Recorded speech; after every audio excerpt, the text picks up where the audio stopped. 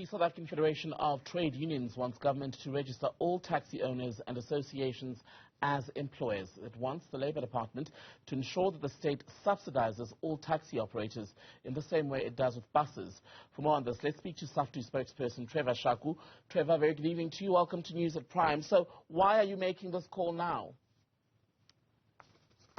We're making this call after a bilateral meeting we had with Qina, which is a transport operator organization operating currently in KZN, but of course having ambitions to represent various taxi operators and workers in the taxi ranks, administrators and marshals, to be able to be recognized as employees. This meeting we had with them and agreed that we're going to have to write to the Department of Labor to have and table these particular demands. And these demands include simple things. One, that the taxi bosses and the taxi associations must be recognized as such, as employers and as employer organizations.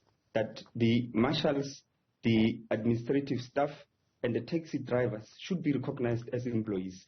This is part of trying to regulate the industry and ensuring that we enforce the employment and labor statutes which govern the industries and the economy generally. How is it different, or how different is it from previous calls and conversation about the professionalization and the formalization of the sector? Because government has long said that that is an intention, yet for, 3 decades now, nothing has actually turned on the professionalization of the taxi industry. It is quite part of that particular process in our view. But of course, government, as you are quoting now, has actually demonstrated over time it is not interested in formalizing that particular sector.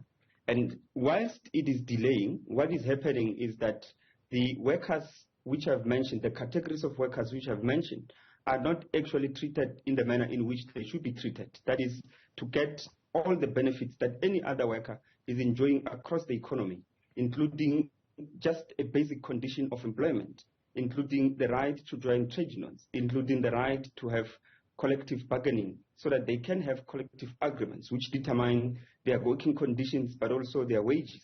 So the government has, of course, announced for more than 3 decades, and Fikile Mbalula, whilst he was still the Minister of Transport last year, had also even mentioned that they are moving ahead with the formalization of the sector. But nothing has really come out of that.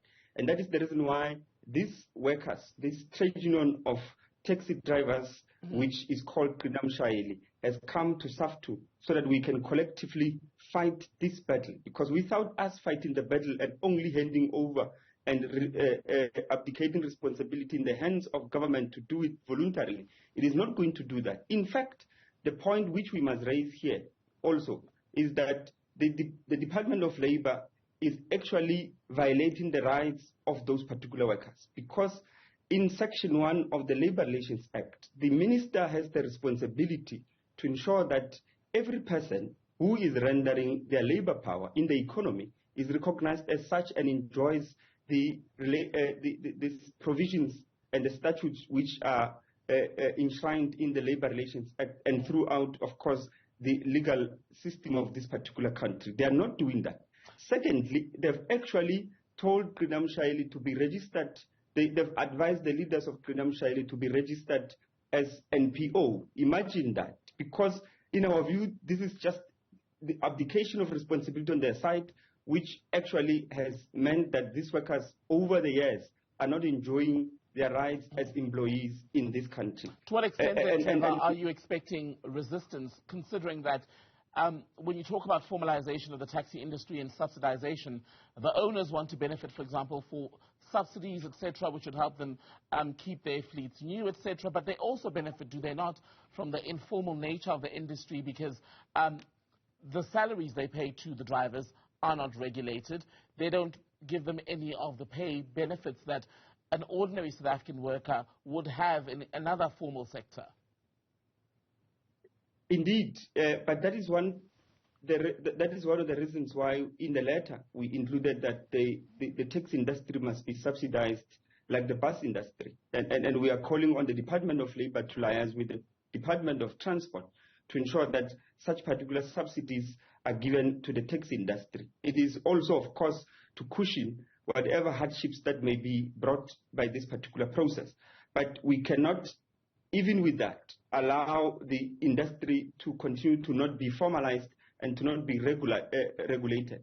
Because the people who are actually, as you said, are suffering in this particular process, it is those particular workers where it is the prerogative of taxi bosses from one to another to determine the type and the amount of wages they will pay to their workers, from one taxi association to another to determine how much they will pay to the marshals and to the administrators in those particular taxi ranks. So it is on this particular basis that we are putting the demands forward, that it must be formalized. And of course, the resistance that we are going to come across, both on the side of the associations, but also on the side of government, we are going to have to tell the associations, and we've proposed this, that the subsidies are going to cushion that particular hardship. But the most resistance might also be coming from, or the delay rather, not resistance, but the delay is coming from the part of government. And it is on that particular basis that we are willing to recruit and unite all the taxi drivers, the marshals, and the staff in various taxi associations and taxi ranks to ensure that we put as much pressure as possible on government to accede to the demand. Remember, this demand, like I said, is actually to merely request the minister, the director, and the department to do what they're supposed to do. It is not a new demand on the table. It is what they're supposed to do. There is a right which is, of course, conferred to these particular people. Section 200 of the Labour Relations Act, which deals with the presumption of an employee, shows that indeed the taxi drivers, the administrators, and those marshals in those particular taxi ranks are actually employees. Why is it hard for the Department of Labour to recognize these people as employees and those organizations and taxi bosses as employers, so that we can begin to put them on a footing of collective bargaining in this country?